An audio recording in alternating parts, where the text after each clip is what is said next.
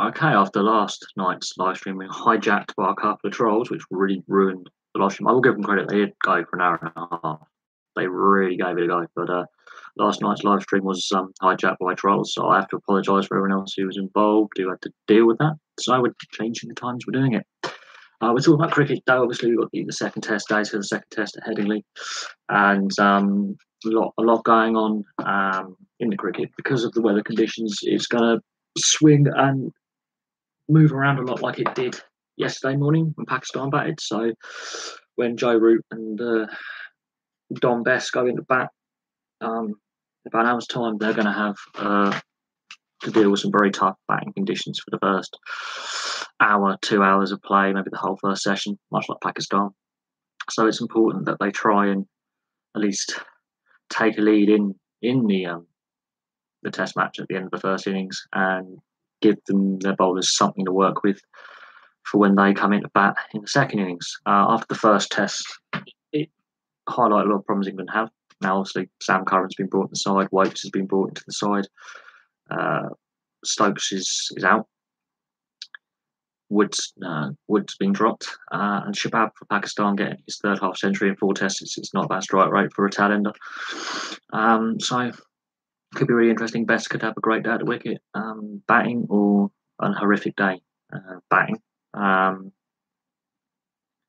So that's something to look for. If you are going Headingley, enjoy the day. I mean, there's a lot of building work taking place at the ground with the football end being rebuilt. But from the highlights I saw yesterday, very good crowd at Headingley yesterday for the test match. A lot of wickets fell. So Pakistan bowled out 174, England resumed 106 for 2. England are in a strong position.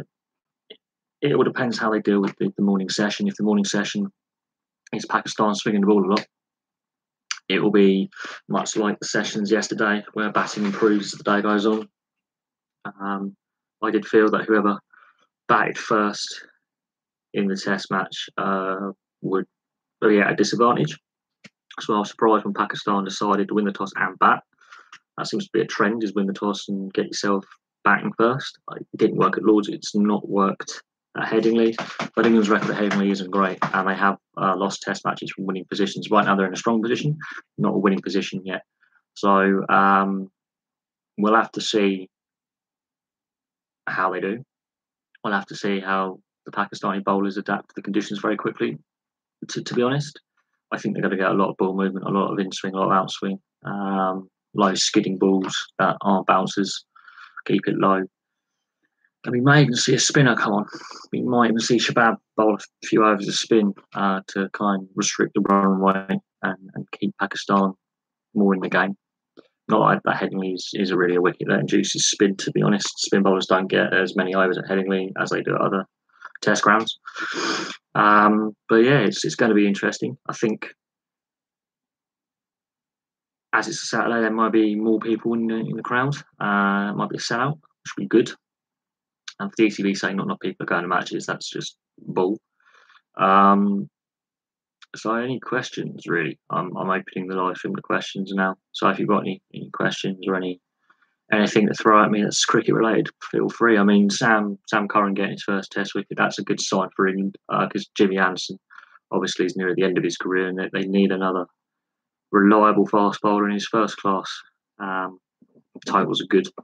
His limited time in first class cricket, he's not the quickest fast bowler, but he's still learning his craft and he's still developing. He's only 19, so look for him to fill out a little bit and gain a bit of pace as he gets more confident and gets more overs under his belt, plays more games.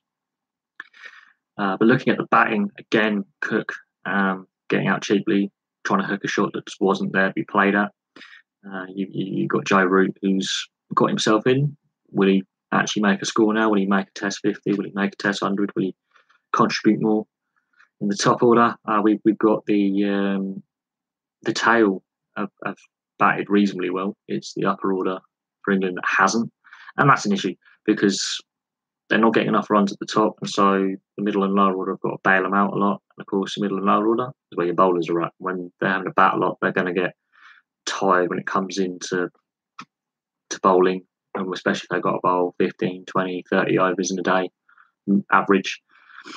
That takes a lot of wear and tear on a bowler, and on a bowling attack, it can blunt their effectiveness. But I think Stuart Broad bowled very well, Wokes bowled very well, Anderson bowled very well, and Sam Curran got his first Test wicket. So there are some good signs with some of the younger players. I think Anderson stepped up when he needed to. I think Broad stepped up when he needed to. But it's still papering over the cracks. I think there still needs to be an assessment inside the selectors and the ECB and the structures of the game and county cricket to work out how a Test side is selected in England. But that's the same across any Test playing country or the West Indies, because the West Indies is very regional. You've got multiple nations, playing in the West Indies on the West Indies colours. But I think with the weather conditions, humid. It was very warm overnight. It's very humid. That's going to affect how the ball reacts when it is going through the air and when it is bouncing off the wicket. The outfield was very, very quick at Headingley. So if you just bowl slightly offline and that gets driven, that's going to boundary with the pace in the outfield. So yeah, there is that to consider. There is many things to consider, really. It's going to be an interesting challenge for the batsmen this morning, as I said. And I do feel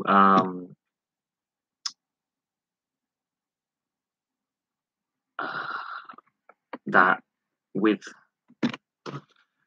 the upper order batting at England, it hasn't been good enough for a multi-year Test. But that is they have a good total, which they restricted the Pakistanis to yesterday. That's the lowest total that they've had against them in, I think, 8-9 Test matches. So that is a good starting point where they can actually now be in the driving seat for once, rather than having to chase a game for 2-3 days. So they're in a position where they are in a strong position. They can now control how the game is played. The pace, they're now in the driving seat. There's been discussions also a lot lately about the 100 ball format the ECB wants to introduce, and a lot of people are against it. And a lot of cricketers are against it. Those who actually play the game at lower levels and in the county cricket, a lot of them are coming out against the proposed 100 ball format that the ECB wants to put in a couple of years. There's a lot of issues with that. They're saying T20 is not attracting the fans. It's because it's badly marketed in this country.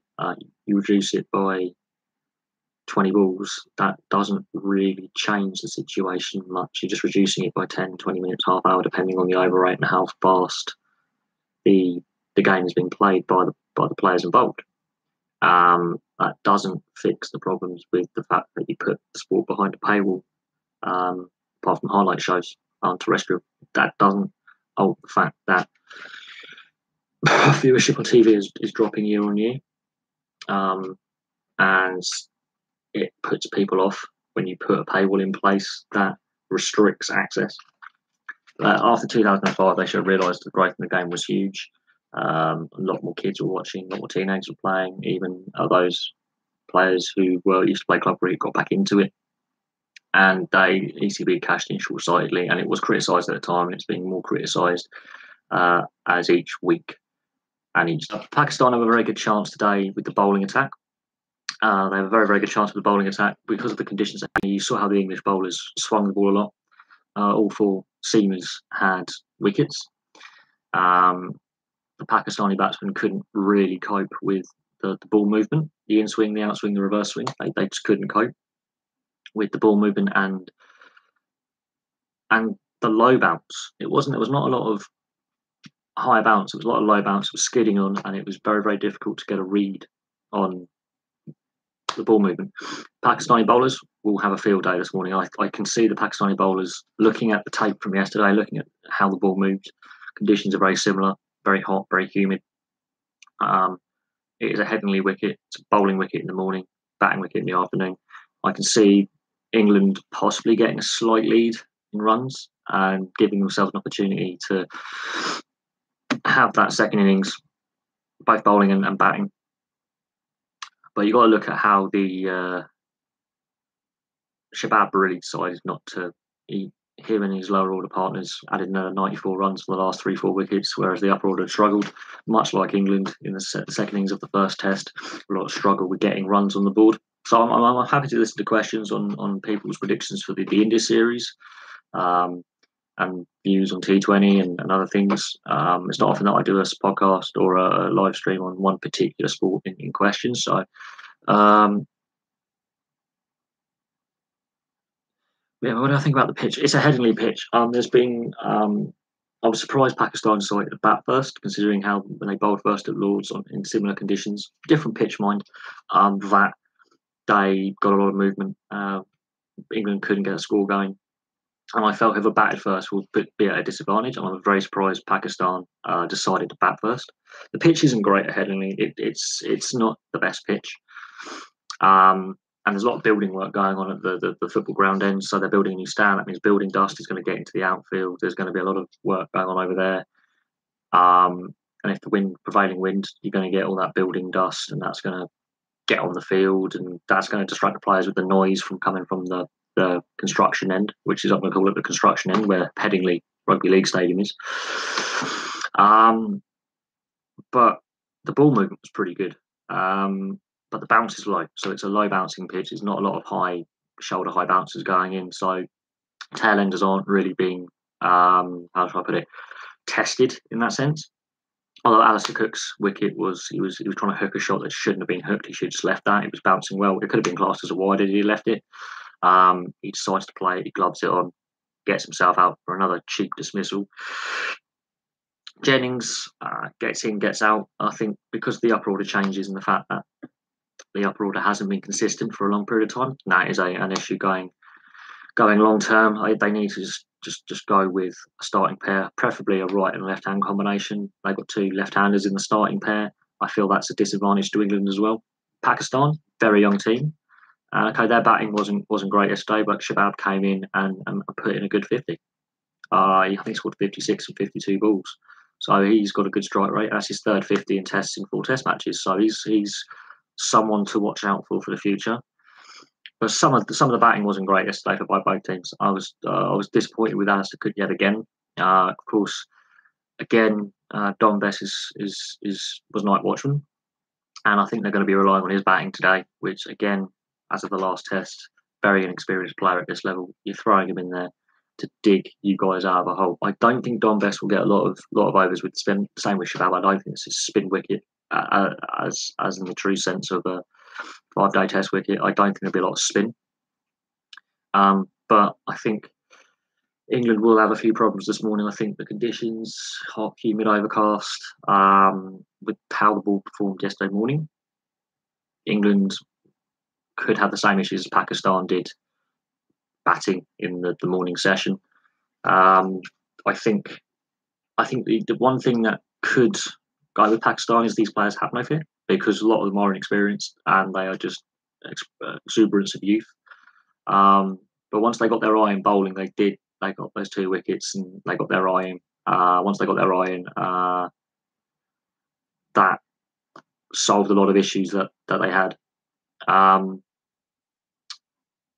Batting is still Pakistan's weakness. There were a few clear issues with their batting lineup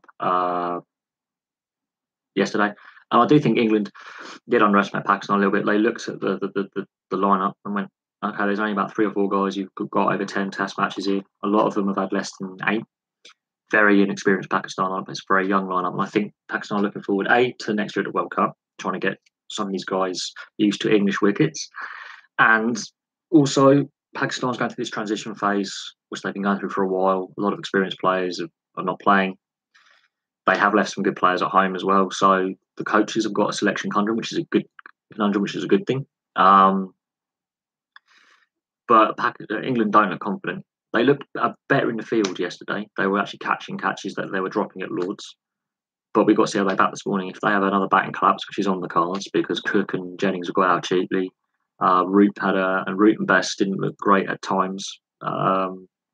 Looked a little bit shaky. Best, being the night watchman, wasn't obviously expecting to have to bat at the end of yesterday. I think he was expecting to bat low down the order, but they put him in because Alistair Cook got out very cheaply at the end of the day with about 9-10 balls left. He tried to hook a shot that just wasn't there to be played.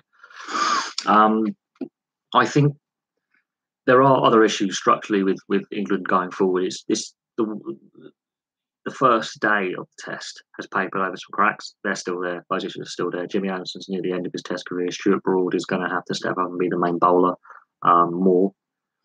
And it's a very one-dimensional attack. You've got 2 or 3 fast bowlers who are just running all day. Now we've got a fourth with Sam Curran in this test match and a spin bowler. So you're going to have 4 bowlers working in 2 pairs, doing a lot of the work. All the seamers bowled a lot. They didn't use the spin at all. Whether Headingley's a good wicket for spin is another question. But day 2 is going to be very interesting. I think this may be another test match that doesn't go 5 days. It all depends on how England complete their first innings. If England have complete batting collapse and Pakistan are in a strong position at the end of the first innings, be it whether they're ahead by runs or behind by less than 100, Pakistan are going to have a good chance of winning the test match. I think there was some underestimation by the whole England setup of an inexperienced side. But bear in mind, Pakistan also had that Ireland test match. They got their eye in, so they're test match ready.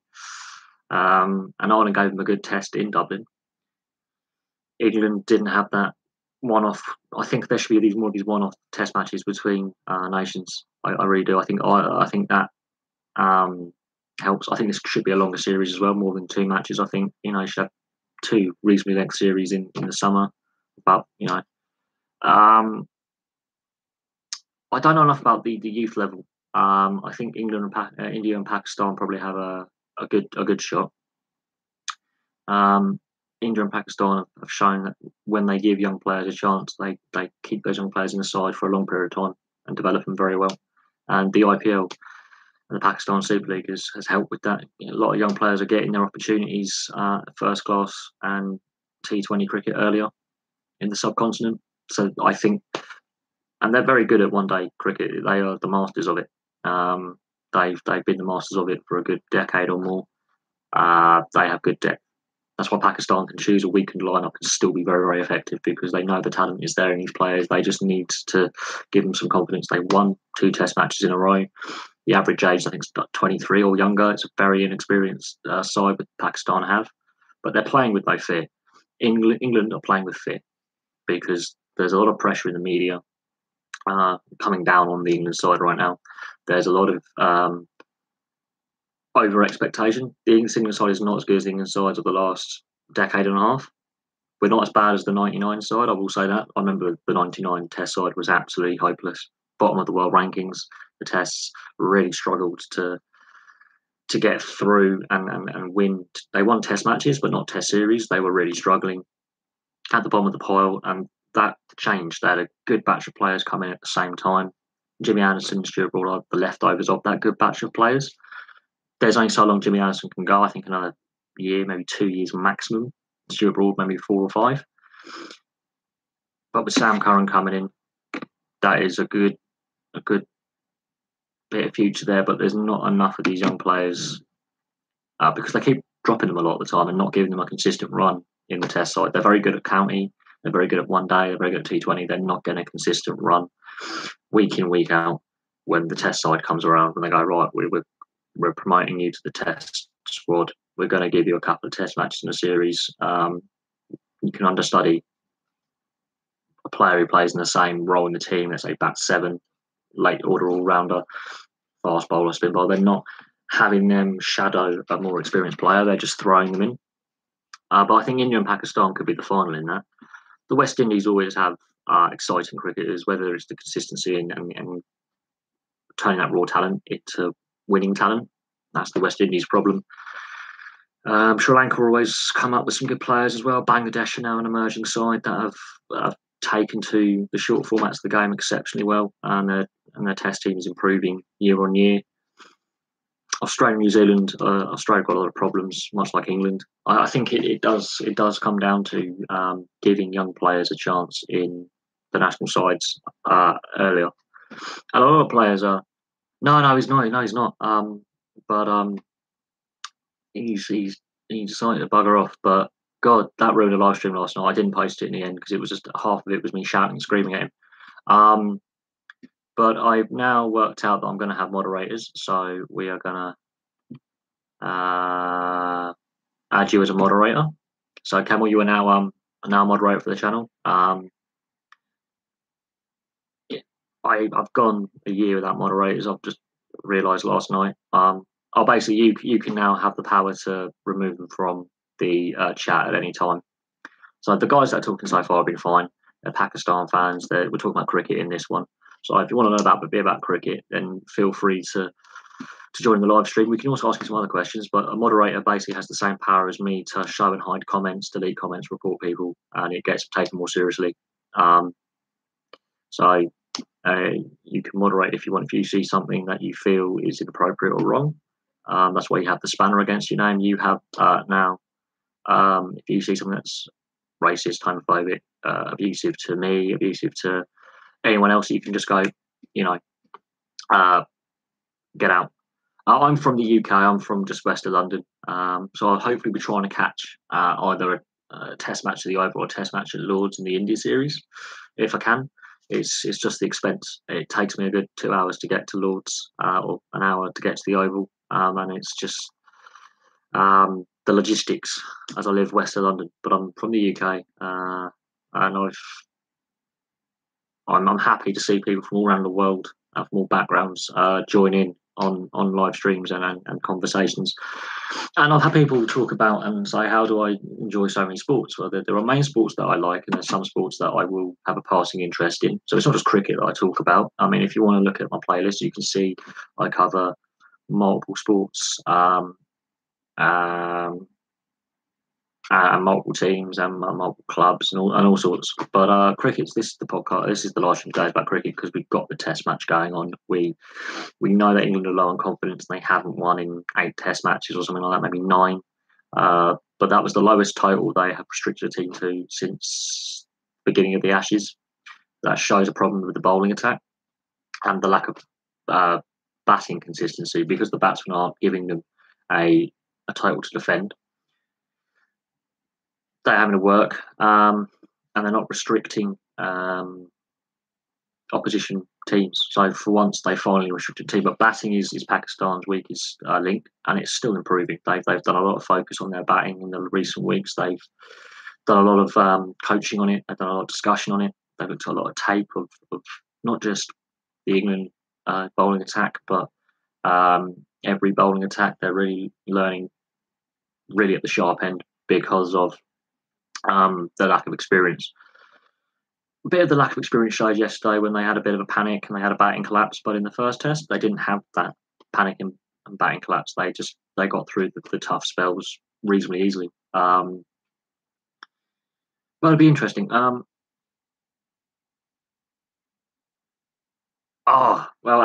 Lords, you have to be a little bit careful with, the Barmy Army. But at the Oval, it's a different kettle of fish. I've been to Lords before. I mean, if I go, I might take a few, videos of the experience. But at the same time, Lords and the Oval are two different styles of ground. They're a different style of wicket. For some reason, one's north of the river in London, one's south of the river in London, and the wickets behave completely differently. The Oval's a nice flat wicket. Lords is on a slope. The ball swings differently. You can have better chances of spin bowling on the Oval wicket, whereas at Lords it suits in swing and outswing depending on which end you're bowling from, and if you're right or left-handed. The Oval, you can get a spinner can get 10 wicket hauls because it's better to spin. So it's really weird that geographically they're so close together, but in cricket, in terms, they're so far apart. If I can get to go to a game, I will try and just savour the atmosphere. I'll do maybe 1 or 2 little videos. I won't do a live stream from there because I actually want to watch the game. That's why I go to matches is to watch games rather than get the camera out. But I understand what you're saying. I have been asked to do that before when I go to sport. I take the odd video, but I'm there to enjoy the experience rather than use my phone. I find it annoying when people are actually watching a sports match with their phones out. Just remember up here, you get some grainy footage that may or may not look very good. But if you haven't been to an English test ground, I suggest you go. It is an experience. It's the same football, rugby, ice hockey, any sport. It is better to go see it in person, especially if it's a sellout. Some arenas and some stadiums really are very close to the action, and you're almost on top of the players, and some of the atmospheres are absolutely amazing. But I know it's an interesting thing because when I went to Lords, there was a decent crowd. This is years ago. This is nearly this is Jimmy Anderson's first Test match in 2003. So it's a good 15 years ago. I went to Lords. But it was a decent crowd on a Saturday where there were weather like this, very overcast, thunderstorms around, chance of rain, and it did rain towards the end of the Test match. On the way home, we left the evening session when the Zimbabweans had 3 wickets left. It was clear that England were going to win the Test match. We listened on the radio to the last few, and then the last wicket fell, and then within the last wicket falling, and 10 minutes later, it hammered down with rain. So had wickets not fallen, then it would have been end of play. But it was a good crowd for conditions much like we're having now. It was very, very, very good. It was live on TV, obviously on free to air. The experience was great. Bit pricey. This is only back to 2003, but pricey for the tickets and food and drink, but not the prices they are now. But each country has their own flavour when you go to not just cricket but any sport. I mean, India. I've watched the IPL over the years, and the fans there are bananas in a good way. It is an experience going to watch sport in live rather than on TV. It is a completely different experience. But on TV, you get the commentary, you get all the camera angles, you can see all the replays, you get a lot more media stuff, and you can listen to the commentators talk about the tactics and how the players are performing. But when you're in there in for real life, it is a different experience. I would recommend it.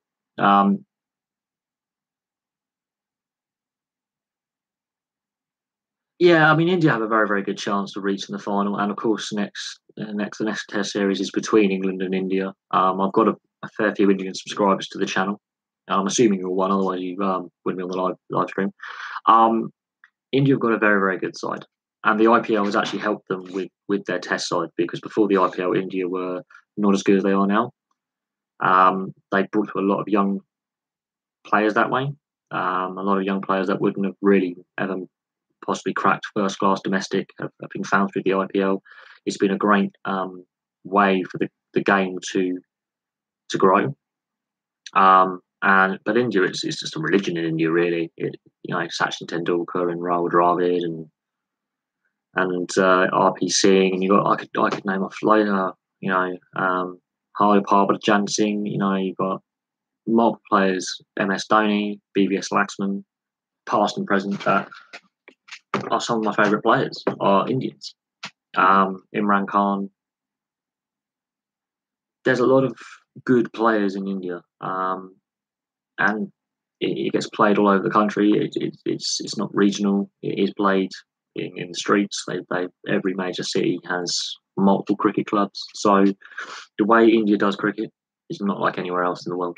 I would happily love to go to India to watch a Test match or IPL or first class domestic. I would happily go to Chennai or Mumbai or Delhi to watch a Test match. I would happily do that. It's just the way the country has embraced the sport and has grown the sport, and the talent they produce. It's like unlike anything I think I've ever seen. It's like Brazil with football. The way they embrace that sport domestically. I know a lot of the best Brazilian players don't play in Brazil, but it's the way that the native players embrace the game, and every town has a football club. It's the national sport. India have got the short formats of the game right. They've got the youth development there. They've got the fan base there. They marketed the game very well. And yeah, next year, the World Cup, India have a very, very good chance of winning the tournament. But it also depends on how they play in this Test series later in the summer and the one-day series attached to that.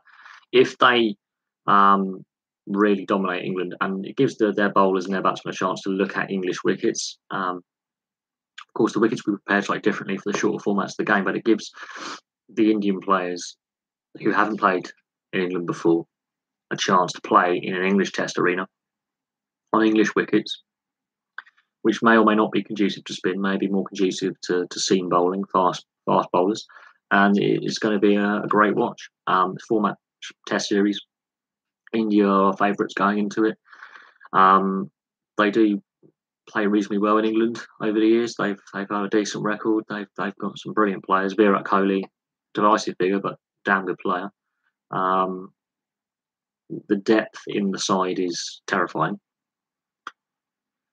And the success of the IPL was helped with the success of the national side. So I can see the India-England Test series being India's to lose, especially the way England have been playing of late. India are going. I wouldn't say underestimating England, but they know England are not full of confidence, and they're going to try and get after that upper order again. It's the upper order for England that is the problem, and it's because the selectors keep chopping and changing. I don't know how the Indian selection policy works with the IPL and the first class cricket in India, but it seems to work. They seem to get the right players playing for the Test side year in, year out for a long time. They seem to have good rotation of players. I'm not against rotating players, but when you're actually saying in the press release this guy's been dropped again, it will affect their confidence. India seems to rotate their lineup well. When a player is looking a bit tired, they just rotate him out. Each player knows another player's role very well. So if you're batting line, if you're batting 1 to 11, they always have a good understudy to come in should a batsman be injured or not well or unavailable. They seem to just do it brilliantly top to bottom. They've got the coaching right. I don't know how they do it, but they've got it very, very well. And of course, they're brilliant at the short format of the game because of the IPL.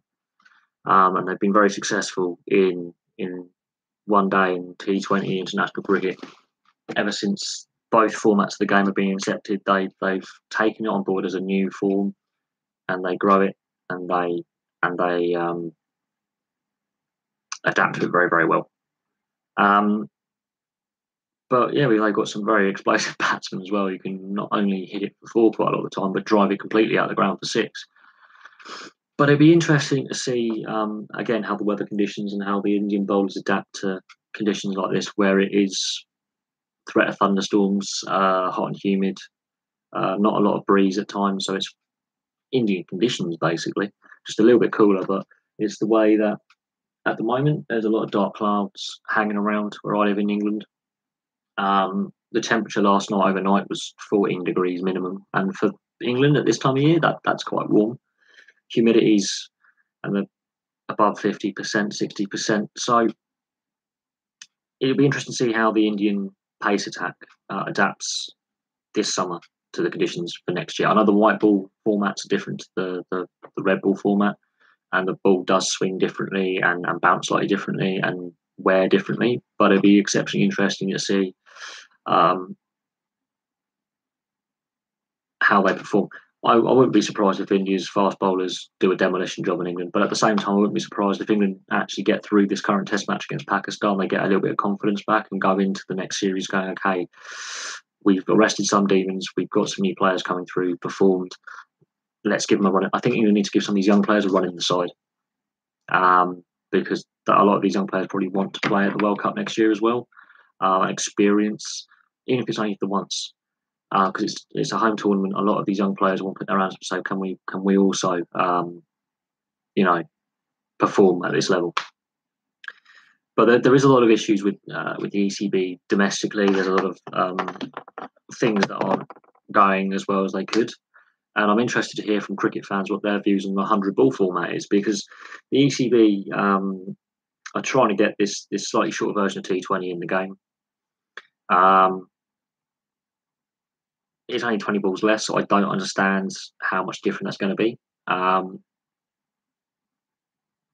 Oh no, we've had some hot days so far this year, but the last 4-5 days have been a lot of thunderstorms, heavy rain showers, but high humidity, and we do get sun. But Northern European summers are very changeable conditions, so I'd be interested to see how the Indians adapt to the changeable conditions. That's the basic principle. And if you look at the Headingley test, those conditions in the beginning of the day, very overcast, very humid, not a lot of wind. The balls were going all over the place, swinging. Batsmen couldn't deal with it. Later on in the day, when the sun came out, batsmen were able better to deal with the ball movement, and the ball wasn't swinging as much on the new ball and the old ball. But again, England had 2 very cheap opening order batsmen wickets. Cook and Jennings got out the balls they shouldn't have got out to. And that's a continual problem. Alistair Cook gets in and then doesn't make the 50, make the 100 anymore. He gets 30, 40 runs and then has a brainwave and not gets himself out. I have to admit, though, the weather isn't looking promising for today. That cloud looks threatening with more thunderstorms. But it's going to be an interesting summer. I am looking forward to the 4 matches against India, and I hope a lot of the games are sold out. A few of my subscribers are actually going to some of the Test matches, coming from India to here to watch a few of the Test matches and to soak up the atmosphere and enjoy what will be a very, very good Test series. I honestly, India are here to win and win well, and a part of that is in preparation for next year's World Cup, where they aim to win it. They're one of the best one-day sides I think the world has ever seen in the last 20, 30 years. They really have adapted very, very well to the short format of the game. They've embraced it very well, and they've developed some young players because of it. But yeah, no, do we really call it summer? I think we already had it. I think it's actually going to be quite hot and humid this summer in England. But it's the same across North and Western Europe. The weather's very, very similar at the moment. There's a lot of thunderstorms, flash floods, things like that. But it's very hot.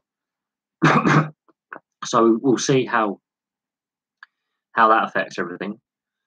So far in both Test matches, there haven't been a lot of rain delays. I don't think there's been any. I think the Test match has been very, very lucky with the weather, but it has affected how the ball moves. But yeah, I'm open to any more questions to do with cricket and what my views are on certain things. I've had some interesting cricketing video requests, and I will be getting back to doing my favourite cricketers playlist. I'm about halfway through my starting 11 now, so I'm a big fan of fast bowlers and all-rounders, as played out in my video histories of players, like going back and looking at a career of a player who's recently retired. I'm a big fan of watching fast bowlers come in. AB de Villiers, he's just called it a day. He has basically been playing constantly since 2004. He's been playing since he was 20. He's done a lot of cricket, and he is saying that he's physically tired. He's emotionally tired, and mentally he just wants to focus on finishing off his career in South Africa domestically, helping his first class side in South Africa. He's not interested in playing international cricket or IPL anymore. And to be fair, can you blame him? He took an enforced leave of absence from the Test side for a year. He's come back in, played a few more Tests, and he's gone, I think that's me done. And for a player to go, I think I'm at the end of my career now, I'm going to go while the going's good. Fair play to him. He's had a great career. He's been a guy who's very unorthodox in the way he plays the game, but he's helped grow the game. He's an innovator. I think cricket is a lesser sport without him playing internationally, but at the same time, he's encouraged and inspired so many kids and fans to get involved in the game over the last 14, 15 years that he will go down as a legend of the game. His batting style, some of the shot selection he comes up with is amazing. Even in Test matches, he will do the reverse paddle sweep over his head for 6. He's got, in the sense that he will just go for it. He's a very explosive batsman who can score runs very, very quickly, and and I think doing the IPL and then playing cricket for South Africa and doing the other T20 competitions around the world has taken its effect. And he's been lucky that he hasn't had a lot of injuries, unlike some other players who came in the mid 2000s. A lot of those other players have had a lot of injuries over their careers. He's been very, very lucky. He hasn't had too many. His longevity is something that needs to continue. I mean, in the fact that other players strive to be very, very, in the same mould, try and break the mould a little bit and be exciting. Apart from what are you studying? I don't get that question. What other sports do I cover? Okay, what other sports do I look at? I look at all of them. I've got playlists on rugby, football, you might call it soccer, but football, rugby league, ice hockey. I cover a lot of sports. I'm just doing a cricketing live stream today because my live stream last night was a bit of a disaster, not because of lack of involvement. There was some idiots who were being a pain in the arse in the chat and ruining it for everyone. So it sort of didn't get uploaded in the end, and it was a waste of 3 hours of your time. I cover all sports. So I'm covering cricket at the moment because it's happening now in my country. There's a test series. It's an important test series for both countries, for Pakistan's growth and for England to try and bounce back from a very poor run of form for the last couple of years. Both sides have got to look for the future. I think Pakistan are in a very good position longevity-wise, and they have got some really entertaining young players coming through. England, we shall see. I hope to see more English players play in the IPL. Wokes and Sam Curran did go over to, I think Tom Curran as well went over to the IPL to various levels of success. But I like the IPL. It's a pity that it's not as readily available as it was on British TV. They put it behind subscription now, and recently it was on free to air, and that was brilliant. Seeing 2 IPL matches a day. That was live. That was really good watch. And I think it's not my favourite format of the game. I still prefer full 50 over 1 day cricket. I think it's my favourite format of the game because you just got that. It's not dying. It's the ECB are mismanaging it. It's not dying at all. It's the way the game is mismanaged by the governing body. There are loads of my mates play cricket and they're younger than me. So say young people aren't playing the game is wrong. They haven't done a good job in the governance. They're not advertising it correctly. Let's say they're not trying to get the fans in with inducive offers where you get like a half one buy 2 tickets, get a 3rd ticket half price, get your kid in half price on a Sunday or a Saturday, or in half term when the school holidays are on. Putting putting the sport behind subscription TV paywall is reducing the viewing numbers on TV, and that has a knock-on effect of the interest in the wider sport at the county ground, watching the 3 different formats of the game. There are issues. Don't get me wrong. There are issues with the governance of the game, and the ECB needs a bit of reform. But you could say that about any governing body of any sport, from cricket to football to rugby league to ice hockey to basketball to motorsport. Governance is important, and the ECB are getting it wrong. We did invent it. Yes, we did. The fact that Ireland have been now given test status and Afghanistan have been given test status is showing that the game is growing because a lot of people of Afghan and Irish origin play in England. And so the fact that 2 more test nations have joined the test roster is brilliant. The ICC needs a bit of reform. The ECB, I can't remember what the Indian cricket board is. That they all need to look at themselves and how they have the structures in place to grow the game long term and to keep the game solid, protect the sport. We've obviously had this week the allegations by Al Jazeera of match fixing involving players. That's a concern because, the way the ECB have come out and denied it, the same thing happened with South Africa and Hansi Cronje 20 years ago. And look how that ended up. And it does stem, sadly, from India and the illegal betting in India. Whether it's true or not, we'll have to see. The way it's come about isn't great. The ball tampering as well, the way that was handled wasn't great.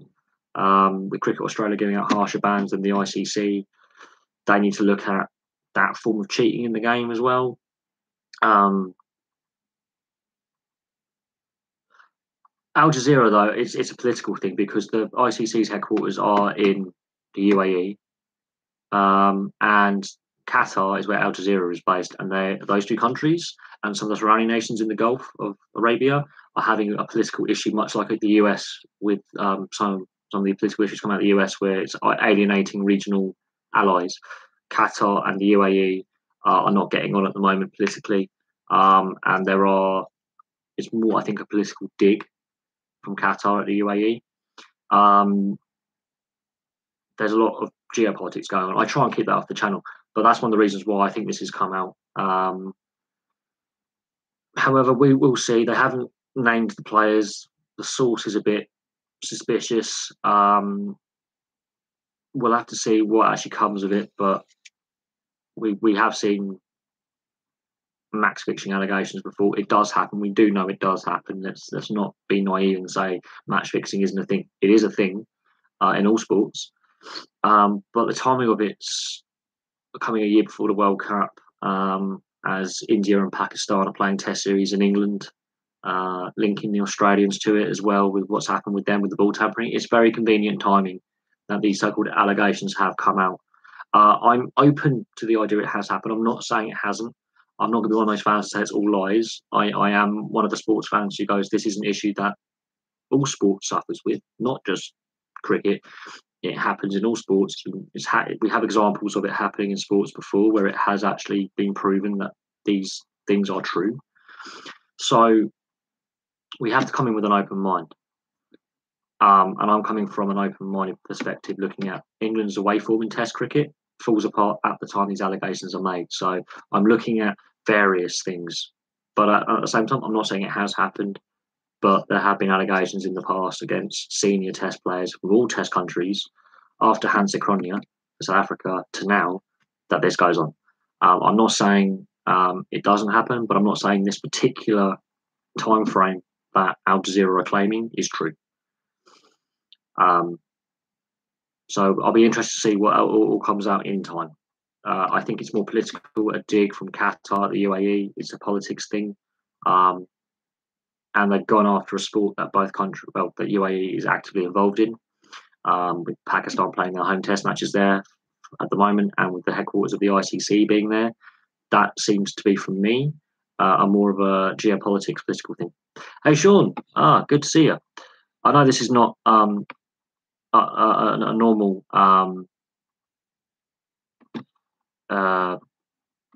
live stream, but I'm making you a moderator because we had some issues last night in the live stream where we had a lot of trolls, and and as you're a regular viewer and a regular subscriber, it's good to see you on there, Sean. Nice to see you. But yeah, Indian English batting will collapse easily. Well, if you look at how it's happened with England, when there's a wobble, they don't seem to have the confidence in a senior player or a player to step up and try and pull the teammates together and say, this is not happening. We're just going to play competent, play orthodox, and just let's just keep ourselves. Even if you put in a batsman who's like a brick wall, they don't have that kind of person just to slow the bowlers down and frustrate the bowlers into giving them a nice wide smash in. They get a bit panicky, and it seems to be like a moral collapse, a mental issue they have within the sport. Sean is an ice hockey fan. He's not normally a cricket fan. So Sean, Ishan Singh, is that how you pronounce your name? We've got a Canadian and an Indian in the chat, which is brilliant. We've had an Englishman. We've had a Pakistani. So we're going around the world here. We're going global with this one. But no, Sean, last night we had some issues on the live stream with a very persistent troll who got a few of his mates to troll as well. They were going at it for an hour and a half. It was all going really well until I was about to go off and say, I'm off now, guys. And then an hour and a half. I'll give them credit for the hour and a half. Some of the stuff that was coming out with was disgusting, but I'll give them credit for the hour and a half.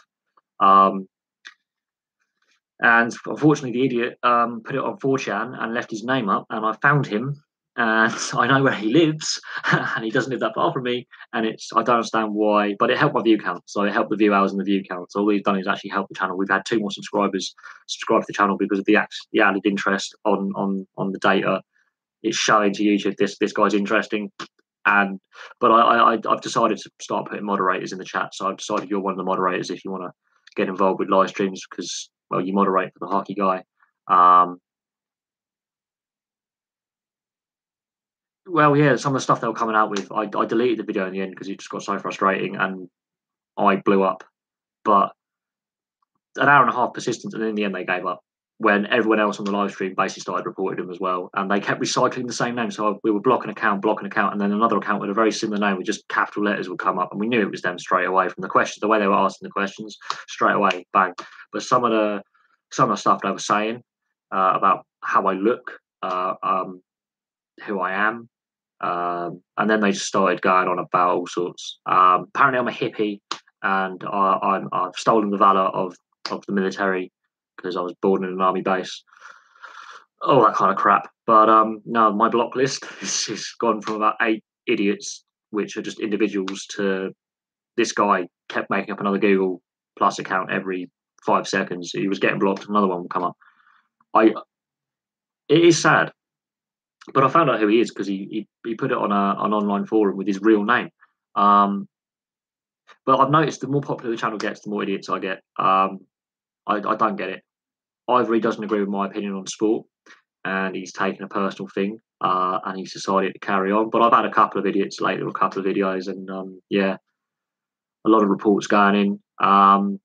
But his IP address will get tracked. I think I'm going to send an email to YouTube saying, look, well, how do we comment? How do we remove subscribers as well? Because I do believe he could be a subscriber on the channel, and of course you can keep your not originally, but you put his real name on the 4chan chat to troll the channel. Because I have long hair and I look a bit like a hippie apparently, and a sex offender and all this other stuff, and a rapist, and then a murderer, and then a twat.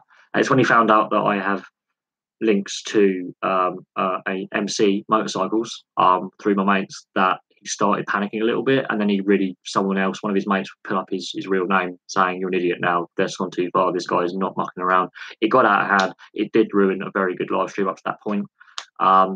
But yeah, he put his real name on the 4chan troll page, and it didn't work well for him. And I've now found him on Facebook, which is hilarious. So he doesn't have a leg to stand on. He only lives 12 miles away from me. He's not the smartest cookie. But yeah, no, it is sad. I know the hockey guy gets a lot of it from a small minority of people. But you will notice something on the hockey guy's channel in a couple of days. I have sent him some hockey jerseys and some hockey fun hockey stuff, and it will be getting there within 5 working days, hopefully. So I'm sending it to his US address, so hopefully it gets there quicker than the one that went to Canada, his Canadian address. So I'm sending it to his American postal address, and you'll see some funky stuff, including some jerseys you may have seen before. Yeah, I'm sending my 2 rare jerseys. One is a one of a kind, and one is a limited run of replica jerseys that my local team play in. I've sent him another program, and I've sent him one of those little mini jerseys you can stick in your car, so he can have something for his car window to stick on with the suction cup with the little mini jersey. So yeah, because obviously you get all these NHL jerseys and the subscribers sending in all the NHL stuff. I know he doesn't cover a lot of non-North American ice hockey, and that is his prerogative. It is his channel. But I've done a bit of research as well into one of our ex-players. One of our ex-players used to play in the NHL, and he played 3 games for us during the lockout cancelled season. And I've put his stats in there, so hopefully you might go, "Oh, the career of said player who went under the radar." But no, we've had a lot of news for the team over here in England. We've got a new coach. We've got a lot of new players.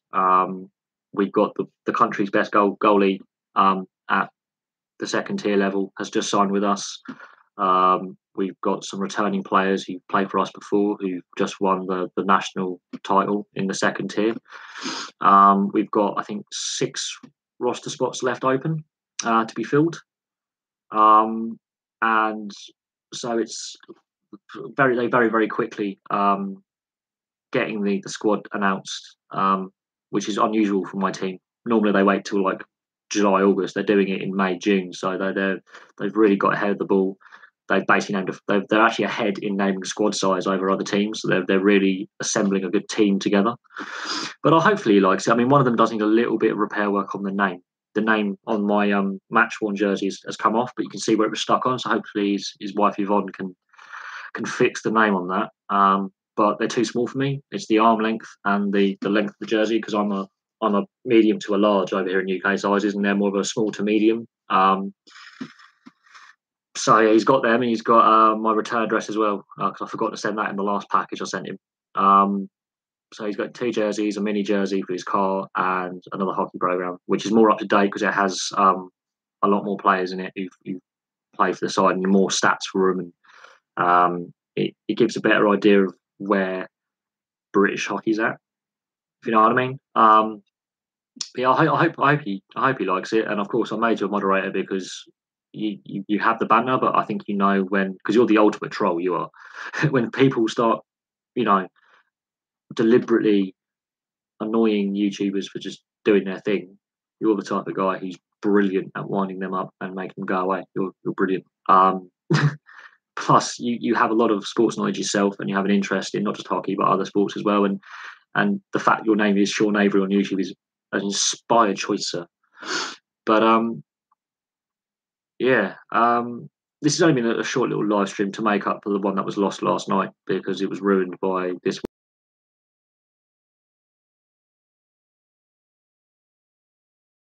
off, and keep going even though no, but this guy kept going for an hour and a half. He just kept changing his name, but then he kept recycling the same names. Another thing I noticed, he was using famous sportsman names as well, and it's just like you, but he just kept changing them, and I was just like, can you give up? And then he tried to apologise, and then when I wasn't happy with his apology, saying, if you come on this channel again, I'm gonna get the Oh no, you've got to send like the hockey guy something, even if it's something simple and not expensive. It doesn't matter. It's the thought that counts. It's saying thanks to him for the effort he puts in, week in, week out, day in, day out, full time. I mean, I'm working full time again, so I'm doing this now. You've noticed I'm putting up less videos per day. For example, my live streams aren't as regular. I'm never doing a live stream on a Friday ever again after 10 p.m. I know that much because Friday nights in England are when all the idiots come out. And I was going to go to the pub after the live stream finished about 9, and it carried on till 11:30 with me just ranting and raving at this lunatic. Some of the insults were funny, but other ones were just not funny, like really vile. Apparently, I look like a sex offender from New Orleans, and apparently, I look like a racist and a hippie, and it got silly. I'll give them credit though for going for an hour and a half, but there is a point where, okay, you've had your fun, piss someone else off, and I think they're just going around finding random live streams to annoy people on. But it's good to know I've got another subscriber who's also a moderator now. I've decided just to start adding moderators. It's reached a point now where the channel's got to the size where I just can't police the live streams anymore, especially when it's a busy live stream with a lot of people. For my channel size anyway, it's got to the point where it's just not physically able, because it means I can't answer the questions and I can't talk. I have to keep going like that.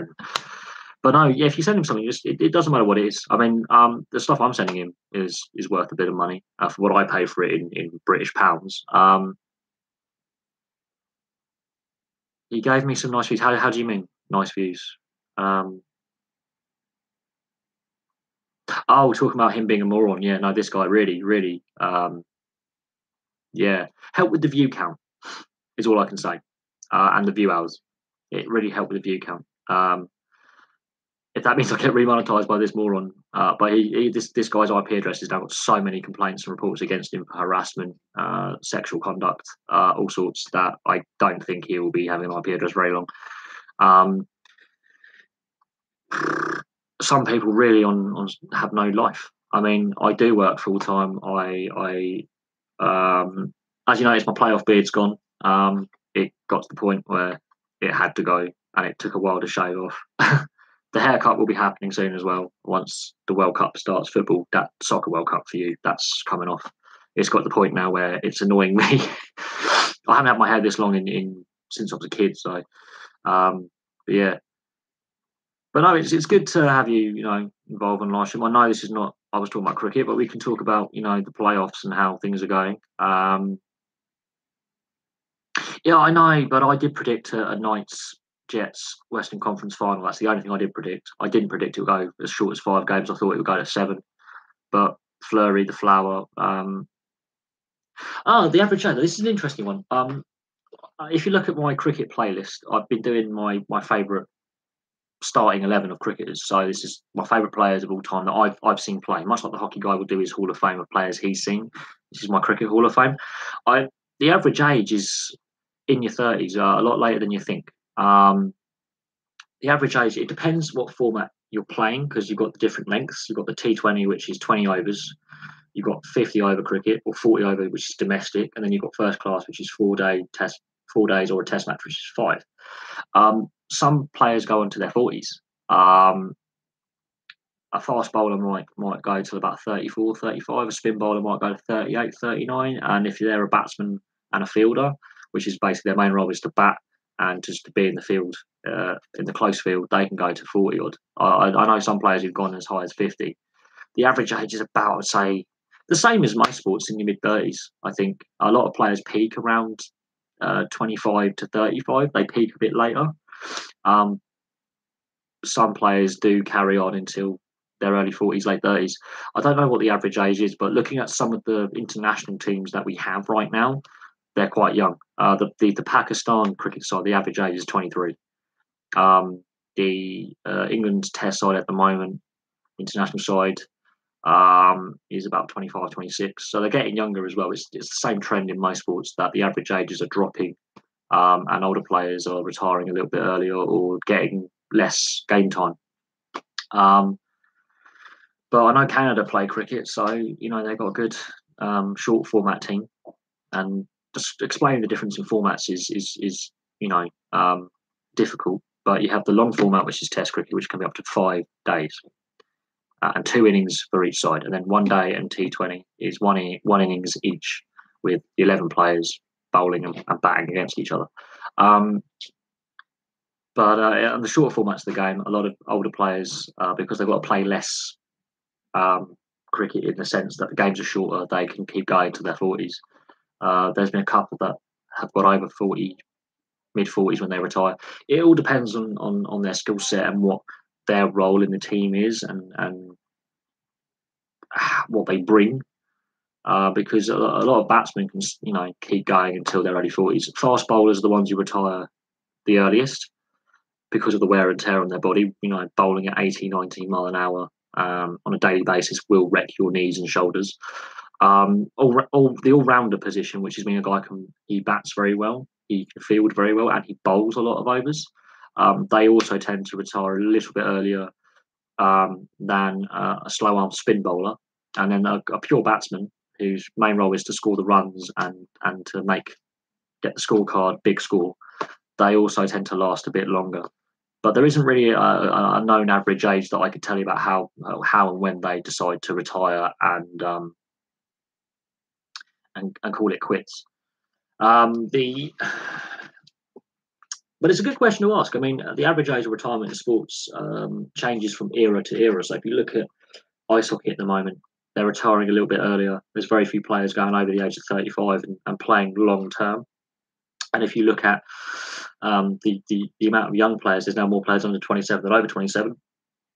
It shows that the trend is for more pace and youth over experience and a bit more brute force.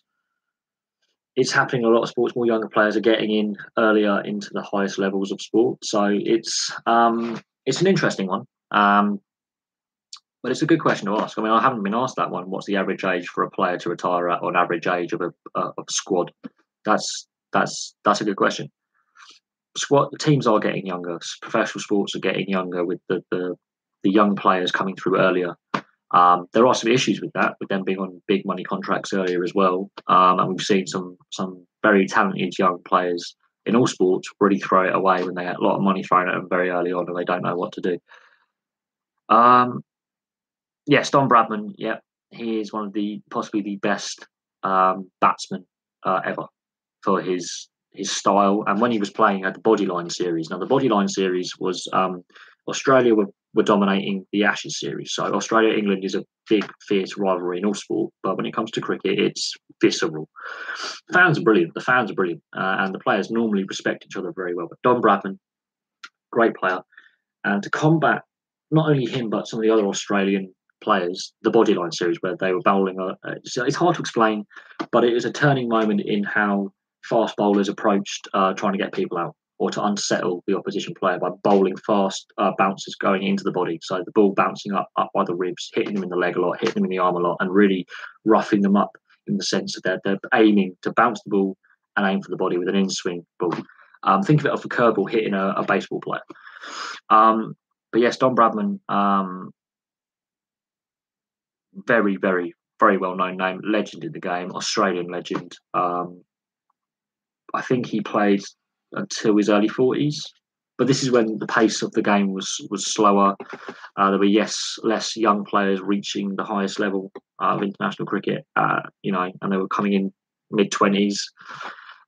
Hence why a lot of players who are older have less test matches to their name as well, because they came to the international stage a lot later and they took longer to develop, so they got less international appearances. If you look at international players now, some of them have over 150 appearances for their country, some of them. Jimmy Anderson, English fast bowler, is on 136. Alistair Cook, 112, and Alistair Cook's on 136. And they're only, and Jimmy Anderson's in his mid-30s, and Alistair Cook, former captain, is in his early mid-30s. But we've got a 19-year-old playing at the moment for England. We've got a 20-year-old playing at the moment for England, and they've only just started their Test careers, so they've got a long career ahead of them. And talking about when players retire, a South African, AB de Villiers, has just retired at the age of 34. So that gives you an idea. He came into internationals at the age of 20, had 14 years at the top, and has decided now, enough's enough for me. My body can't do it anymore. It's a trend. It is a trend. But these are very interesting questions, though. But it is a trend in looking at the way the game is getting younger in all sports. A lot more younger players are coming in and getting their chances at the highest level earlier. Some of them don't do so well the first time around. They get dropped. They go back to their club side. They get called up again 5-10 years later, and they've developed more by playing club level, and then they get back up into the national side, and then they do well again. It's the same in my sports. If you look at the England side going to the World Cup in Russia, in the soccer as you would call it, very young side, very, very young side. I think it's one of the youngest sides we've sent. It's the second youngest side we've sent ever. So, the Al Jazeera thing. It's very coincidental timing. We had the Australian ball tampering at the end of last year. Pakistan and India are playing in England this year, and obviously the match fixing with the Pakistan side and a few Indian players in the past. It's very coincidental, but the ICC is based, as I said, in Dubai, United Arab Emirates, and Qatar and Dubai and a few other countries in the region politically don't get on, and Qatar is being frozen out politically by other countries around them. It's interesting that they haven't named the players, but they're very, very specific in the dates that the alleged match fixing or spot fixing took place, and their source. How reliable is their source? He claims he's got links to the Indian organised crime syndicates. I think this is a political dig at other countries. Of course, you've got to look at Qatar having the football or soccer World Cup, as for sure, in 4 years' time, and some of the way they got that. And you've got to look at a lot of things. And yes, whoever has that 100-run lead, if England get a 100-run lead, they have a chance to restrict Pakistan. But it all depends on how this first session, which has been played now, and I'm going to quickly check the scorecard because the first session of the day has now started. I'm going to check the scorecard quickly and to see how England are doing. If any wickets have fallen, then England are in trouble. Because Alistair Cook got out really right. Okay, apparently there could be a rain delay. I think it could be raining. We will have to see if there's a rain delay. Uh, okay, the start has been delayed due to rain, so the conditions are already having an effect. That is going to be unnerving. The waiting to get out. This is the first rain delay. Let's have a look. England are 68 runs behind, and Root and Bess are at the crease. But there is a rain delay, so the start is delayed. That means to me that there is going to be conditions much like yesterday, except a bit more humid, a few thunderstorms. That could really suit the bowling attack to swing the ball. Robin Morris. This name keeps coming up as well. It's concerning that a former player is coming up a lot in these allegations. And we have to look back 20 years to Hansi Cronje, this African captain who was in Mumbai and was caught on a police sting into organised crime, into a criminal syndicate. Nothing to do with match fixing. That wasn't the plan. They weren't aiming after the match fixers. He was in a hotel and he met with someone who had links to this organised crime syndicate, and he denied that he was involved in match fixing for months. And when they went to the South African authorities and the ICC with the tape, and they said, "We've come across this, by the way. You might want to have this." Hansi Cronje basically, after 2 years of lying to the South African sports minister, the South African selectors, the international media, the ICC, he basically went, "Yeah, I did it." And then he mysteriously died not long after in a plane crash. But it is worrying that Bombay, however you call it. I grew up calling it Bombay. That's how we were taught at school when we did geography. But Mumbai is the official name. That a lot of the match fixing allegations come out of that city. That is for me really concerning. That a certain metropolitan area has such a hold over the corruption in a sport or issues with the sport coming out of Mumbai again. So there's something obviously gone very wrong in that city and with the governance of the game. So now you have to look at all the teams that play in Mumbai, be it in the IPL or first class or even club cricket. What's going on? It's worrying. But Robin Morris, he has popped up a few times in a lot of these match fixing allegations. We have to see how much truth there is to them, and I'm going to check him out now and see what actually happened to him. Oh God, what's my phone doing? My phone's being silly now.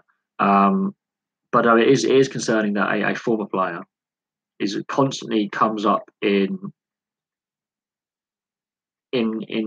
discussion with the issues around a game involving corruption or something that's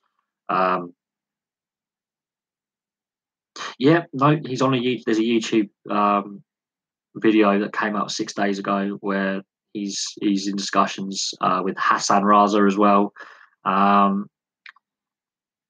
So he does get mentioned a lot. It is worrying that his name keeps coming up. There is a YouTube video with him linked to the match fixing scandal, to the match fixers involved, allegedly, which isn't great. That's not great. Robin Francis Morris, he was Indian, but he was obviously of more English descent. He played for Mumbai and Odisha in first class, List A and T20. He was caught for in doctoring the pitch conditions for betting purposes at Gal Stadium for Sri Lanka's home test matches against India and Australia. Right, let's have a look. I'm having a little look at his profile. He never played test matches. He never got to the test side, so that's a good thing. But he was involved in test series for Australia and India in match fixing scandals over the last couple of years, which is the same period of time that these allegations have come out. He tried to tamper a pitch. He apparently bribed groundsmen as well. There's a lot going on here.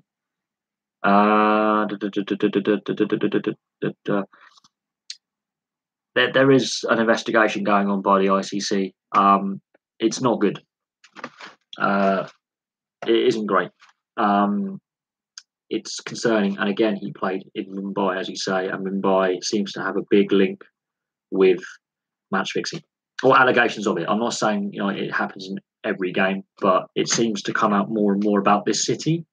And I've watched a few documentaries. I forget the Canadian journalist's name, which is really annoying. And he uncovered corruption in sport in Canada, and then he went around the world and he looked at this issue. And it's an issue that won't go away. It's a worrying issue, and a lot of it is funneled through Mumbai. And if it isn't Mumbai, it's Singapore. So beware of matches being played in Singapore of any sport. But no, it's Robin Morris. It does not good. It's not good. But he's been caught. He's been investigated. It comes in the last couple of years. At the same time, this Al Jazeera documentary is alleging he's alleging Australians were involved in the Al Jazeera documentary, and that England players were involved. So,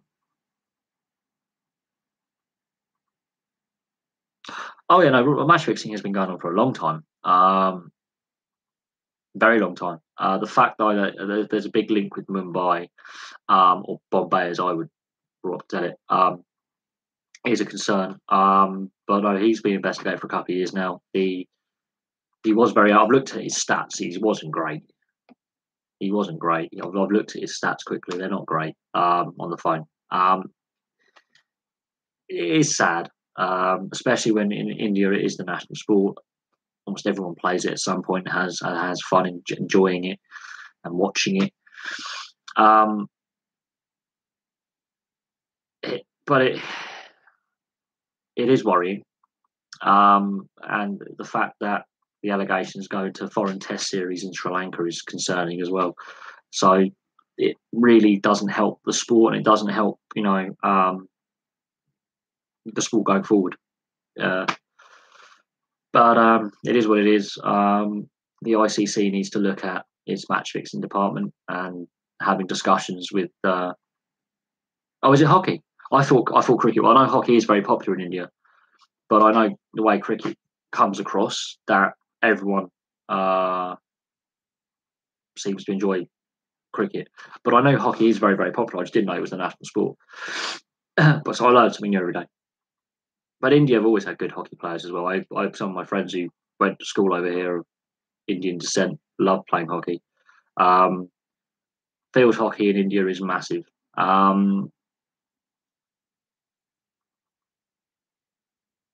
Which instance changed cricket? Wow. I think the underarm in this, I think it was 1980 World Cup, an Australian bowler came underarm. So they changed the rule from you being allowed to bowl underarm to not. You just rolled it down the wicket. I would say the hit to the head that killed the batsman at the back of his neck, that changed helmet design. A lot of players getting hit from bounces brought in helmets. Until the 70s, it wasn't compulsory to have helmets at all. And then against spin, it wasn't compulsory until recently. I would say that the onset of T20, which is the shortest format, has changed bat design, and they had to amend the rules and look at growing the game.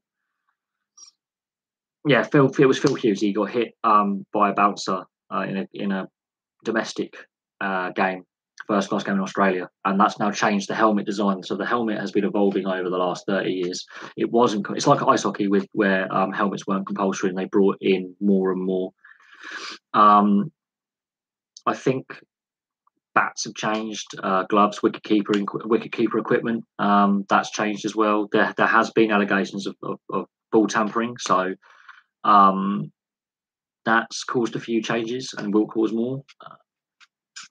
I think the biggest one is the helmet, is the equipment. It's with the West Indies in the 70s, so the West Indian team from the Caribbean. Some of their bowlers were bowling at 90 plus mile out, and bounces were coming at head height or higher, and batsmen were getting clonked on the head and getting broken noses and jaws and teeth. And back in the 70s, professional cricketers weren't paid as much as they are now. They brought in some of the safety as time went on. But I think another incident that changed cricket was the first ever Cricket World Cup. That changed cricket. People said it wouldn't work. It did. And that gave us one-day cricket, which is a brilliant form of the game. It's my favourite form of the game is one day, because it takes the best of T20 and the best of Test cricket, and you just get it in one.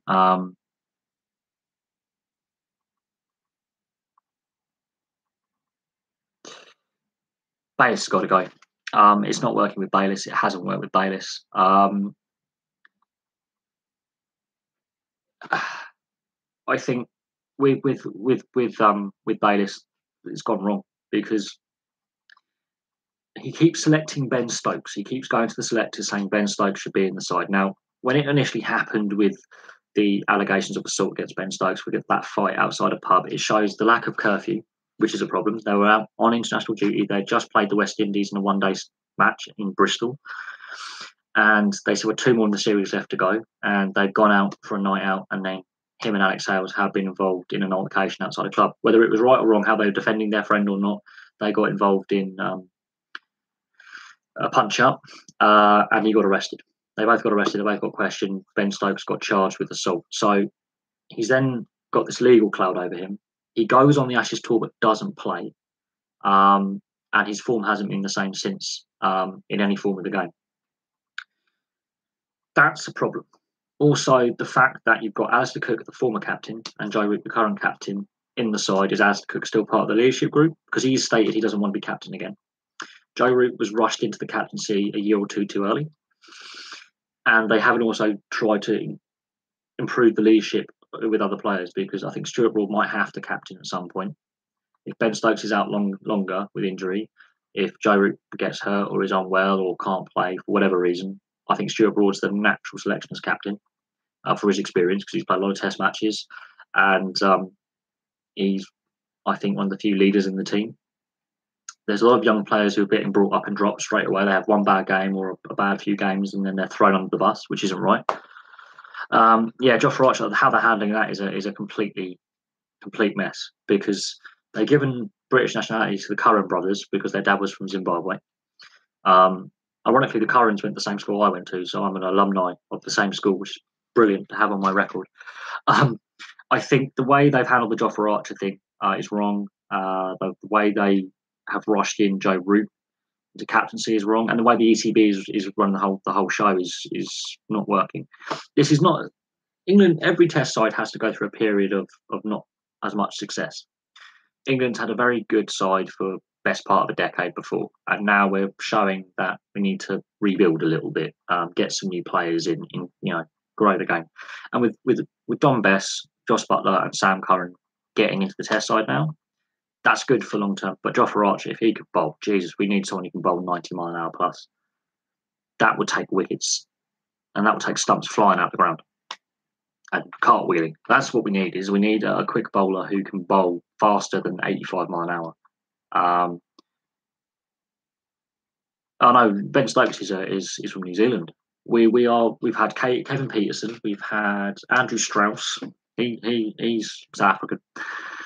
We've had Jonathan Trott, we've had Ian Thorpe, Lammy from back in the 80s, Beefy and Lammy. Yeah, we've had a lot of players who, for whatever reason, have not been selected by their native country or have come over here for whatever reason and get picked up. Ben Stokes, can't stand him. Great player, but his attitude away from the game sucks. And the fact that they had to introduce a curfew again in the Ashes series because of more drinking incidents, it just looks like,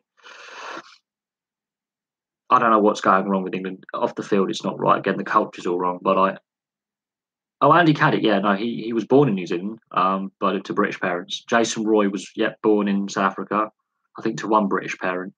They've got to look at why we're not producing kids here enough. We could name a whole Test side of foreign-born players who played for England. I think Moeen Ali, might be born in Pakistan. I know he's British Pakistani, but he might be born back in Pakistan and came over here when he was a kid. I'm trying to think of other ones. I think Josh Buttler's South African as well. It's a lot. Sam Curran's from Zimbabwe. It's an issue that isn't going away. I didn't know. I know he's from Pakistani heritage, so he might have, been born in Pakistan. But it's interesting, really, how especially Kevin Peterson was the big one. Ian Thorpe, we accepted. Caddick, we knew he was born abroad, but his parents were British. He just happened to be born abroad when they were on holiday or whatever reason. His dad was working out there, but he is British. Brilliant player though, Caddick, very underrated. But it's an issue that we're obviously showing, especially with Ben Stokes coming here when he was already a teenager. Like, it's not the kid's fault that his parents have moved around, but it's an issue that we're not developing enough local talent at youth level to compete with these foreign-born players for whatever reason. And they all have their own reasons for being a foreign nationality. Obviously, some of them they moved here when they were kids. Others they came here and got nationality, which I'm not a bigger fan of. I prefer them if they came here as kids. It's a discussion point that won't go away. It is what it is. I think Nasser Hussain. But yeah, British is different. If you're born in the Raj before 47, 48, that's a different one because of the colonial administrators, the civil servants who lived out, or the merchants, or the importer, the businessmen who went out there and had families. The rules of nationality have to meet modern life. But there's a lot of good players, but it just seems that Morgan's Irish. There you go, he's an Irishman. And now that Ireland have got their test size, I think a lot of Irishmen will now be happy to play for Ireland now, because we've been nicking Irish players for over 100 years, and now they've got their test side there. They're really happy that they don't have to nick second generation Australians to play. So I think Ireland getting their test status is good for them. Nasser Hussain was captaining England at a very bad time for English cricket, but he did a very, very good job when England weren't very good. But Nasser Hussain, I actually liked watching Nasser Hussain play. He was a very, very underrated. Mark Ramprakash is another one I think was born abroad. I might be wrong on that with Mark Ramprakash. But no, we've had some good players from abroad. It's just an issue that we have to develop the homegrown talent more, I think, rather than rely on imported talent. That's the thing that gets discussed a lot in sport is the origins of players, where they come from. I do think that that selection rules need to adapt to modern society, and the fact that people do come and go. Why is he even back up? I think the first test showed they have a lot of talent.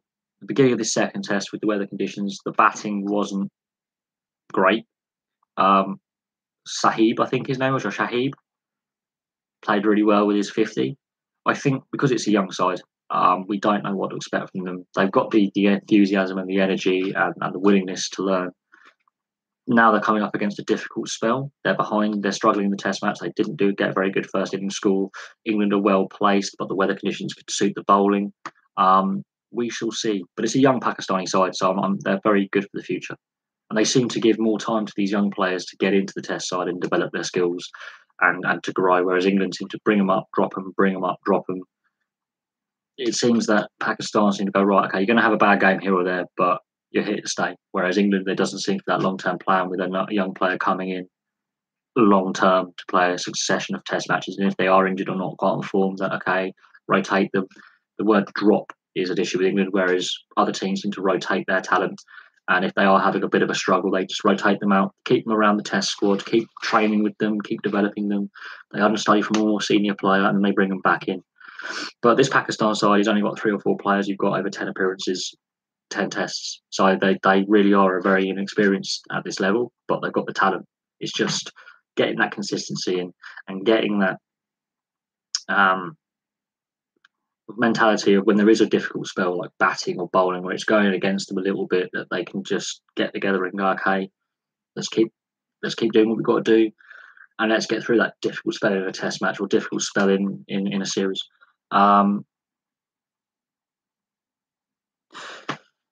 Yeah, I mean, Mickey Arthur is doing a great job with obviously the background of Pakistan not being allowed to play test matches at home. So basically, Pakistan are constantly on the road when it comes to test cricket. But they've got a young talent pool. There's a lot of young players who love playing the game, and that is why Pakistan are playing so well, is they give the young players a chance, and these young players have no fear. They don't have the expectation on them that the England team do, where if they have one bad game, they're a bust in the media. It seems the coaching, when they do have an off game or they're having a bit of a wobble, they look at where they are struggling and they try and improve that struggle, so it turns from a struggle where they might be wafting offline or edging a lot of balls to slip or getting caught in gully, to let's change your batting style slightly. Let's work with your batting to improve it. It's the same with bowling as well. They're getting the line and length pretty good. And the 2 wickets they got at the end of yesterday was more on a batting favourable surface by the end because of the conditions. Headingley in the morning is normally a bowl fest where the wickets will fall all over the place, as Pakistan found out batting. The weather has delayed the start. Heavy rain has delayed the start, which is a bit annoying, but it happens. Weather conditions are a pain. Would we ever see an indoor arena for cricket? That's something, because they have it in baseball. They have it in Aussie rules where they can play games indoors under domes. So would a cricketing country build an indoor test arena to avoid weather delays, so they can play where the bad light can't affect play and weather can't affect play? That would be really interesting to see whether that is an option going forward in 10, 20 years' time. But for some reason, Pakistan seem to work and develop players better than England. Just looking at it from outside in, a lot of young players, and they've been given major roles in their test side, whereas England, they're giving these young players a chance. They have a wobble, they don't have a good game, or they have a little loss of confidence, and they get that you dropped again, you're not playing again for a while. And then when that replacement struggles, they bring them back in and they go, okay, it's still the same. You're out again. That's the issue when it comes to the England selectors. I think that's the issue with England. But yeah, no. Trevor Bayliss. Yeah, I think if they lose this Test match from a strong position, because it's not certain either side's going to win it. It could be a draw. I think with the weather that could happen. There are now thunderstorms and rain delays on the second day. But if they're in a winning position and throw it away and end up drawing or losing the Test, and his job is on the line. And then, of course, India's around the corner. And if they get that horribly wrong against India and don't perform, I think he's on the way out. I think the ECB have mismanaged the game for years, but they cannot ignore the fan dislike of what's going on and the issues that are there. They cannot ignore the fans anymore and the fans' views, because fans are getting frustrated. And it is what it is. Oh, Shadab, brilliant. 350s in 4 tests. The ODIs I didn't know so much about, but ODIs is a different style of cricket, and I love one-day internationals, so because it's the best form of T20 and Test cricket. You get the best of all worlds.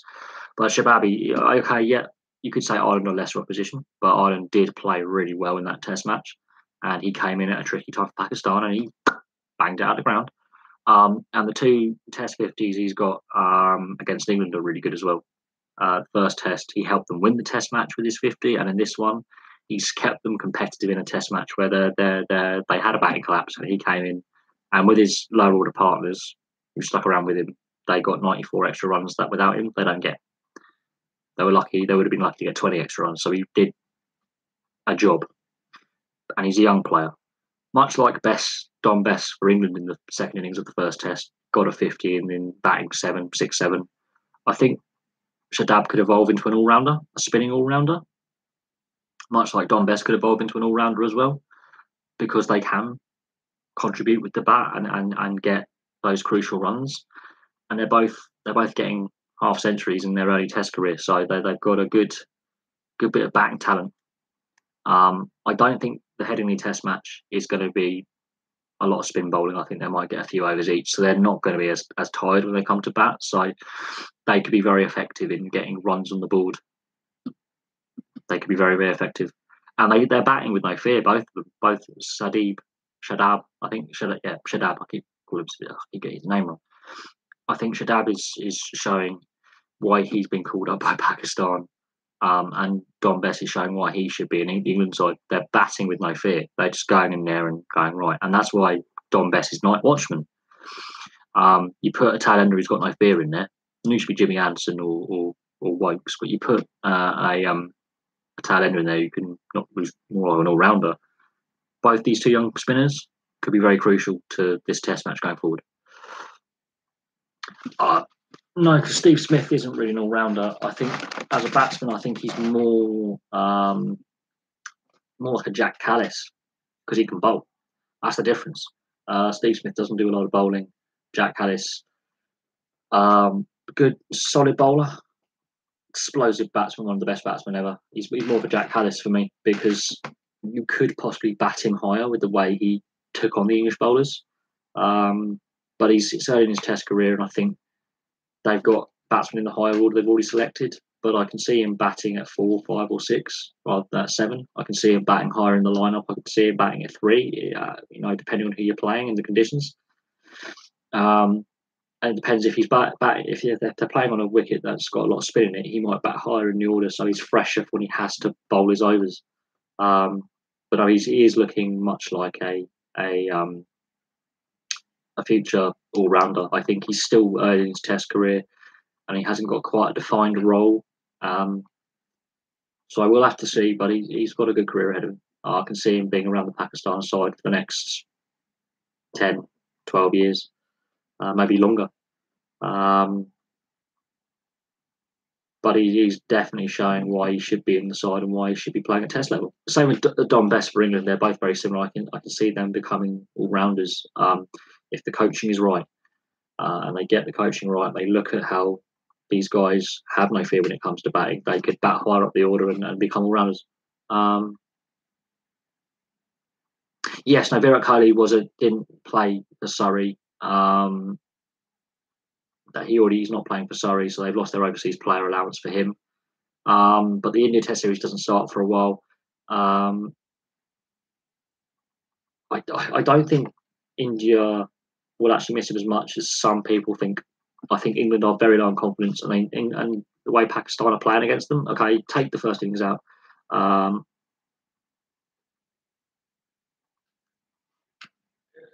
think Kohli will probably be fit enough to play. Whether he's effective, I think, but I think he's there for his leadership as well. He will still be around the dressing room.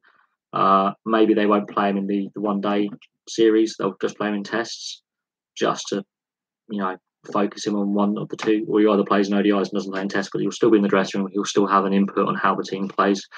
And there's other good leaders in that team. There's a lot of talent. India was stacked with all-star talent. Sarfraz, he can stick around. He can be a persistent, hard to get out. In the first Test, he did play reasonably well. But the way he got out, wafting around the line at a straight delivery, just put the bat to ball and just even if you have to toe end it along the ground, the way he got out was embarrassing. He was all over the place. It wasn't even a hard ball to hit. It was just a low skidder. But he's obviously there for his other qualities. But you notice when a captain is primarily a batter, his batting average when he becomes captain drops. But he does need to sort that out, just his technique slightly. Yeah, Ben Stokes, to be fair, mucking around in training, pulling a hammy. I don't really think he should still be in the Test side while his court appearances are hanging over him long term. I think they need to look at that. But we'll see. He's done a hamstring tear, so that's him for now. That means Sam Curran and Wokes and Bess get more of a run in the side, which is good because they're young players and they're showing how good they actually are. I don't think England can possibly defend that 150. It depends when they get bowled out. If they get bowled out today and Pakistan start their second innings this afternoon, they could possibly really rack up the score with how they played in the first Test. But the weather, I'm going for a draw in this Test match as a likely outcome. But I still think Pakistan, even though they didn't do so well in the first innings, they still have the bowling attack to cause the problems that they did in the first Test. And now it's advantage Pakistan with the bowling because they're bowling the first session. And the way the ball moved a lot, I say Pakistan still have a very good chance of taking back control in this Test match. It all depends on if England can bat through a difficult period in the morning. There has been a rain delay, I'm going to see if the test match has started. There has been a rain delay in the because I don't know if it's still raining. I'm just checking to see if it's the weather's still doing its thing. Let's have a look. Just getting the scorecard up, see if it started. Right. Okay.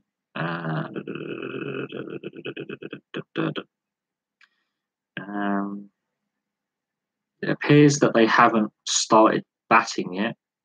Let's have a look. I'm just having a quick look, see if the game has started yet. I'm just having a look. I know it was raining this morning. It appears that the start has still been delayed. So we'll have to see if they can dry off the outfield enough and that they can get the covers off.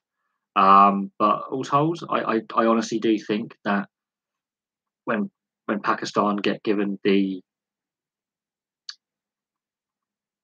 when Pakistan get the ball in hand and actually start bowling, that they're gonna do a lot of move. It's gonna swing around all over the place. It's going to be interesting to see how both sides play in changeable conditions. And Headingley's not been an England favoured ground for England for about a decade. So Pakistan are still in this. They're still in it. They're not out of it by any means. We've seen in some Test series that it can swing, momentum can swing. Others are very, very, very, very, very close. Let's have a look.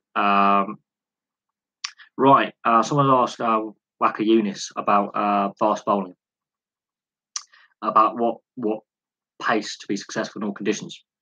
Pace is important, it helps, but I still believe in different bowls for different conditions. So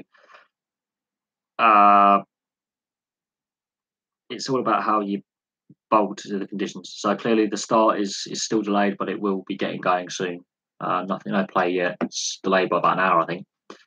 So obviously there are some weather issues up in Yorkshire, up in Leeds. I'm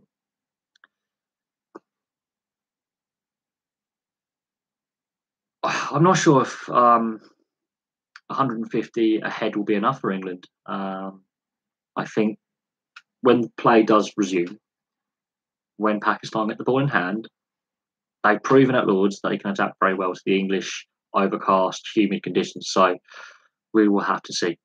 And on the Ben Stokes thing, I think that gives more chance of Sam Curran and Don Bess and Josh Butler being in the side. Wazim Akram. Wazim Akram, one of my favourite bowlers. Waka Yunis, another good bowler. Very, very good at reverse swinging it. Very good at really bamboozling a batsman with pace and movement. And they can bowl exceptionally fast. It wasn't just if they could bowl fast; they could bowl very fast. Wazim Akram, one of the best. I mean, his career ended when I was a kid, so I watched some of his Test matches that he played against England. Wazim Akram for me was just amazing to watch growing up. I used to love watching them bowl. Some of their bowling was absolutely. It was almost like Ambrose from the West Indies, and Dale Steyn for South Africa. Dale Steyn is now recently retired. Some of these bowlers were absolutely brilliant. Jason Gillespie and Glenn McGrath for Australia. Some of the things that Brett Lee, Hoggard for England. Ryan Sidebottom, one of my favourite players, a very underrated player. Some of these fast seam bowlers who can swing it and in swing it and out swing it and reverse swing it. It's amazing to watch and exceptionally talented individuals. That's why a lot of if you look at my cricket playlist with the players that I have named as my favourite players, a lot of them are fast bowlers. Malcolm Marshall, good God, he was an outstanding player. There are loads of fast bowlers. Some of them are very, very underrated. Like Alec Tudor for England, exceptionally underrated. Very good bowler though. Hoggard, Cork, Dominic Cork, again underrated. Darren Goff, and then you've got your all rounders in there like Botham, Jack Callis, Freddie Flintoff, and then you've got your batsmen as well. You got your Brian Laras and your Tendulkars, and there are some brilliant players who I do think are exceptionally underrated, but they are brilliant. That's why I enjoy watching exciting. I don't mind watching T20. I like one days because they are the best blend of the short format and the longer format of test, all blended into one. And then you've got test matches where you would have a bowler bowling a lot of wicket maidens or maiden overs, or very few runs against, and a batsman or batsmen having that mental battle between fast bowler and batsman, or then the spin bowler comes in like a Muralitharid and just causes chaos. That's what I like watching. But yeah, I'm a big fan of Brett Lee. I'm a big fan of Dale Steyn, Hoggard, Darren Goff, Ambrose and Marshall. I like watching pace bowlers knock. Oh yeah, no, Hardy was good. Yeah, there were some great players who played various positions and various roles in the team. Honestly, I'll be watching the highlights this evening after the football because I will still see England playing Nigeria in the football. I'll try and catch as much of the highlights as I can, and I'll try and keep up to date on the scorecard. But I know some great players have graced the game and have really. I mean, Lasith Malinga, just for his unorthodox bowling style, brilliant. The pace he bowls at and his Yorkers. I love Lasith Malinga. He's one of my favourite players. Test career was unfortunately short, but he's still playing T20, and he's exceptionally effective at the shorter formats of the game. But the pace he bowls at is insane. I remember watching his first Test series against England in 2006 when he was just about 20, 21 years old, and he was explosive and he was skittling batsmen all over the place. Amazing to watch. The sheer, I mean, Sean Tate is the same kind of style, but Malinga is just raw pace and he's accurate, whereas Sean Tate is raw pace and not as accurate, a bit more all over the shot. Actor, I mean, oh God, we could list off some great players who wouldn't make my favourite 11. There are some brilliant players out there. But again, it's down to personal preference who everyone favours more. And there are some players who don't get into my favourite 11, even though they've got X amount of wickets or X amount of tests or X amount of runs. They just don't get in there because they either were stars anyway. And I tend to like that team man. He's a bit underrated, but when he does have his day, he can get a 10-wicket haul in a test match or get a hat trick ball or get a very understated 50 or 100 but in an explosive way, like just come in and just have fun. I like those kind of cricketers who just come in and just knock it about all over the place, bowl it, and have their little spell, which wins a test series or wins a test match or saves an innings, that kind of thing. When you got like a Brian Lara, he's one of my favourite cricketers, like just for like the fact he was a record breaker and a all round nice chap. One of the best players ever. For me, I think he's probably better technically than Sachin Tendulkar. He got less runs, but technically, I think better player, a better all-round batsman. Not by much, though. And I know a lot of Indians will probably be annoyed that I've said that, but Brian Lara for me is the better batsman. Tendulkar lasted longer as a Test player, and got more hundreds and got more 50s and got more runs. But Brian Lara, for me, best batsman in the modern era.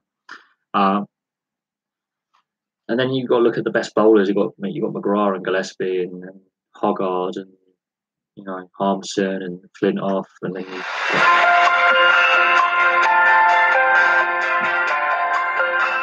then you've got me bloody phone going off with a prank call. It's interesting. I mean, Brian Lara was playing at the same time as Tendulkar, but Tendulkar just retired from Test cricket and first-class cricket later, so therefore he had more matches to play and more runs to get. Their batting averages was exceptionally similar. Brian Lara decided to retire earlier. That is the simple difference between the two. And Brian Lara was a bit more bulkier, so he could take the bouncer. He could take when a fast bowler was aiming it at his ribs. He could, his record stand at the crease for hours and runs at like that quadruple century, that 400 he got. Won't be matched anytime soon. Not even close. And when I was at school, he inspired a lot of my mates to play the game from all backgrounds, saying Brian Lara is the best. He really inspired young people of all colours and creeds to play. So for me, he's my favourite.